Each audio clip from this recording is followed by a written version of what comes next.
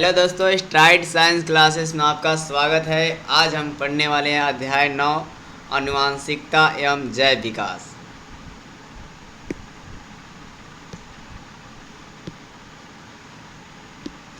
और पहला क्वेश्चन है, मानव शरीर के सामान्य कोशिका में गुणसूत्र की संख्या कितना होता है। बहुत आपका हाईलाइटेड क्वेश्चन है। गुणसूत्रों की संख्या कितने युग्म होते हैं। युग्म का मतलब जोड़ा होता है, तो कितने जोड़ा होते हैं? 23 जोड़ा। यानी कि संख्या पूछेगा तो 46 हो जाएगा, और यहाँ युग्म पूछा है तो 23 जोड़ा।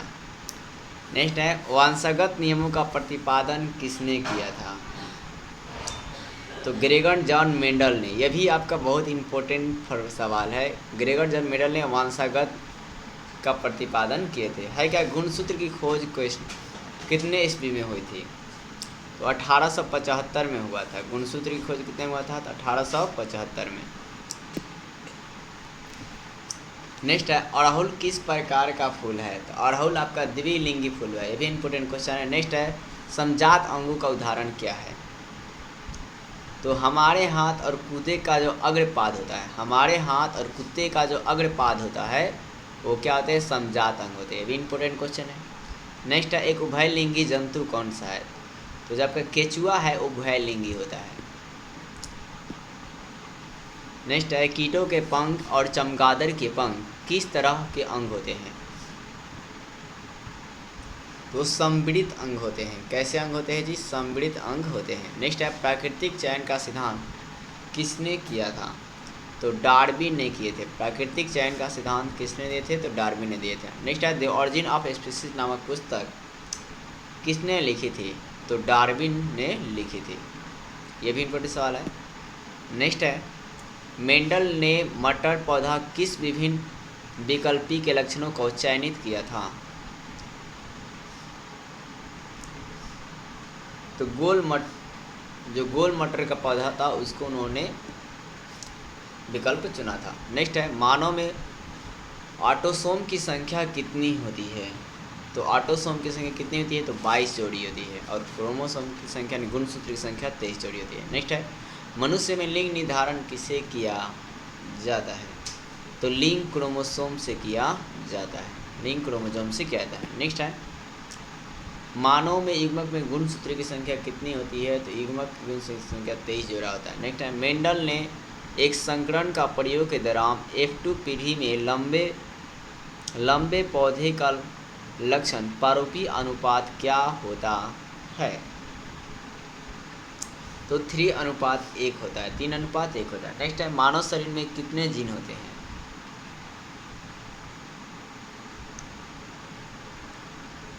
तो आपका होता है 30,000 से 40,000 तक। नेक्स्ट है, बच्चे के लिंग निर्धारण की किस गुणसूत्र पर निर्भर करता है। तो पिता का वाई गुणसूत्र पर। पिता का वाई गुणसूत्र पर। आंसर नंबर सी होगा। नेक्स्ट है, उस पौधे का नाम बताइए जिस पर मेंडल ने प्रयोग किए थे। तो वो मेंडल का जो प्रयोग किए तो मटर का पौधों का प्रयोग था। यह भी आपका इंपॉर्टेंट क्वेश्चन है।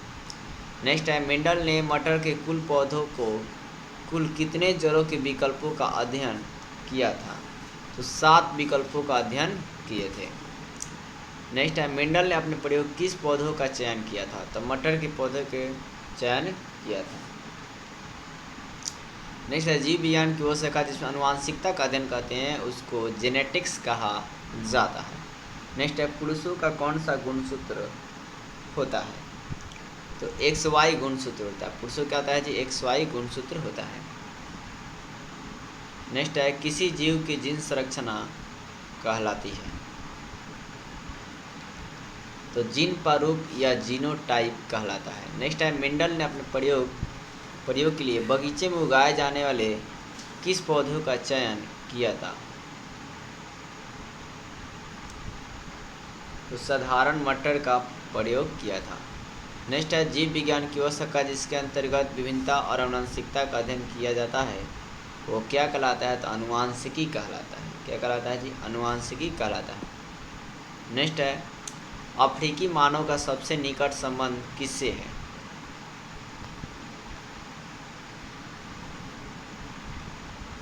तो चिंपैंजी से है। किससे है जी? चिंपैंजी से। नेक्स्ट है, प्लेनेरिया की आंखें कैसी होती है।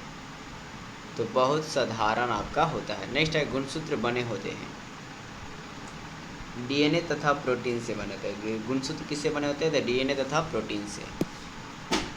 नेक्स्ट है जीन शब्द किसने प्रस्तुत किया था? तो जॉनसन ने जीन शब्द आपका प्रस्तुत किए थे। नेक्स्ट है गुणसूत्र कहाँ पाए जाते हैं? तो गुणसूत्र आपके केंद्रक में पाया जाता है। नेक्स्ट है जीवन की उत्पत्ति के समय पृथ्वी का वातावरण कैसा था? तो अपचायक था। कैसा था जी? अपचायक था। नेक्स्ट है प्राकृतिक चुनाव द्वारा जीवन का विकास क्या कहलाता है? तो डार्विनवाद कहलाता है। क्या कहलाता है जी? डार्विनवाद कहलाता है। नेक्स्ट है अनुवांशिकी के पिता किसे कहते हैं? तो ग्रेगर जॉन मेंडल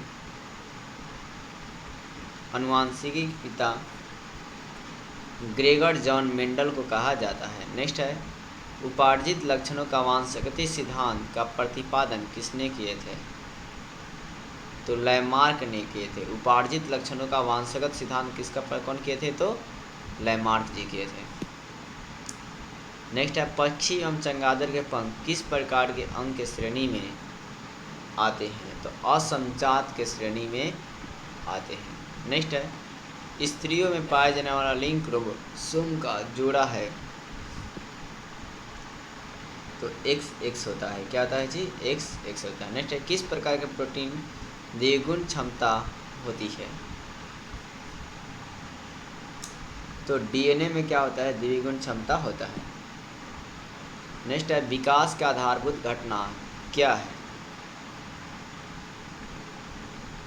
तो डीएनए का प्रतिकृतिकरण होता है। नेक्स्ट है समजात अंग का उदाहरण है। समजात अंग का उदाहरण है।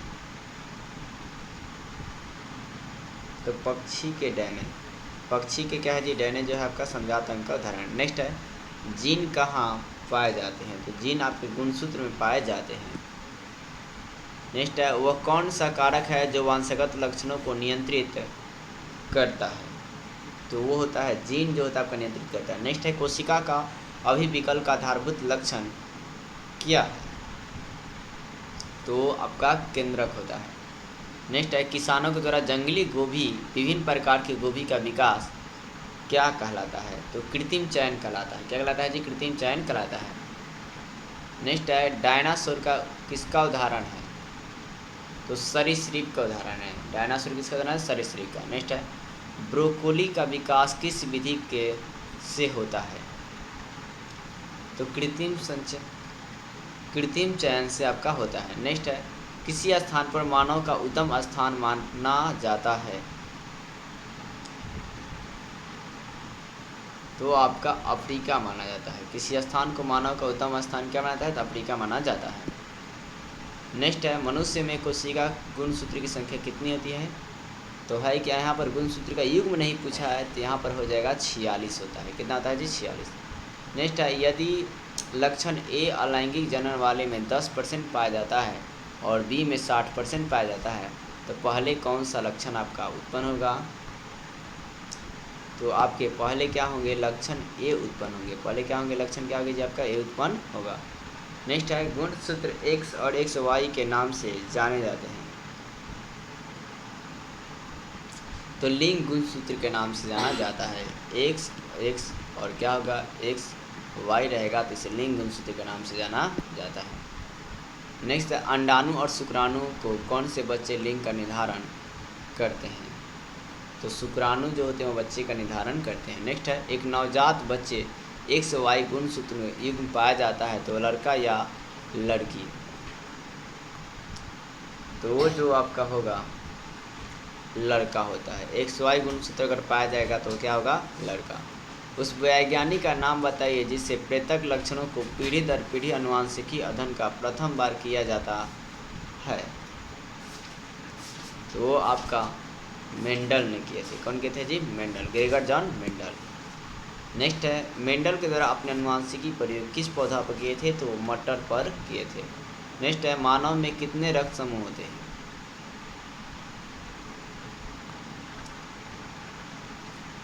मानव में कितने रक्त समूह होते हैं? तो रक्त समूह आपके यानी कि ब्लड ग्रुप कितने होते हैं, तो 4 होते हैं। नेक्स्ट है, उस वैज्ञानिक का नाम बताइए जिसने विकास सिद्धांत का प्रतिपादन किया है। तो विकास सिद्धांत प्रतिपादन कौन किए थे, जो डार्विन किए हैं। नेक्स्ट है, जीवन की उत्पत्ति से पृथ्वी कहाँ हुई थी। जीवन की उत्पत्ति पृथ्वी पर कहाँ आपका हुई थी। तो नेक्स्ट है आपका जल में हुआ था, यानी जीवन की उत्पत्ति सबसे पहले कहाँ हुआ था, तो जल में। नेक्स्ट है, पुरुष जिन का संगठन होता है, तो एक्स वाई होता है। पुरुष जिन का संगठन क्या होता है, जीता एक्स वाई होता है। नेक्स्ट है, अनुवांशिकी का जनक, अनुवांशिकता का जनक किसे कहते हैं, तो ग्रेगर जॉन मेंडल को कहा जाता है। नेक्स्ट है, द ऑरिजिन ऑफ स्पीसीज नामक पुस्तक कौन लिखी है, क्या लिखा है, तो डार्विन जी लिखे हैं। क्या लिखा है जी, डार्विन लिखे हैं। नेक्स्ट है, मेंडल ने एक प्रयोग लंबे पौधे जिनके पुष्प थे, संकरण बने पौधे जिनके सफ़ेद पुष्प थे से कराया, और इनकी संतति में पौधा बैंगनी रंग का था, परंतु लगभग पौधे आधे कहा जाता सकता है कि लंबे जनक पौधे का आनुवंशिकी रचना थी। तो टी आपका capital T small T capital W small W था, आंसर नंबर डी होगा। नेक्स्ट है, झींगा किस समुदाय का प्राणी है, तो मोलस्का समुदाय का आपका प्राणी है। तो दोस्तों आज के लिए इतना ही। वीडियो अगर अच्छी लगी हो तो वीडियो को लाइक और सब्सक्राइब जरूर करें।